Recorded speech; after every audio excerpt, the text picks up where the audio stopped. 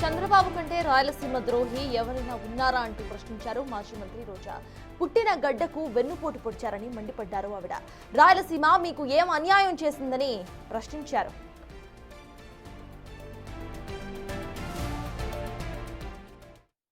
Rayalaseema lift irrigation ని మొన్న చూసాం మనం. రేవంత్ రెడ్డి గారు అసెంబ్లీలో మాట్లాడేది చూస్తే చంద్రబాబు కంటే ఎవరైనా రాయలసీమ ద్రోహి ఉన్నారా?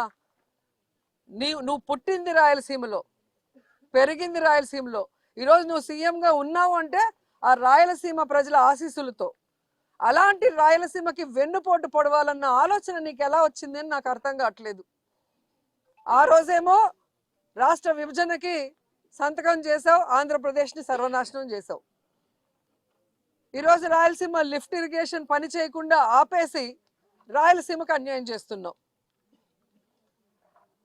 రాయలసీమ ఏం తప్పు చేసింది? మీకు ఏం అన్యాయం చేసింది?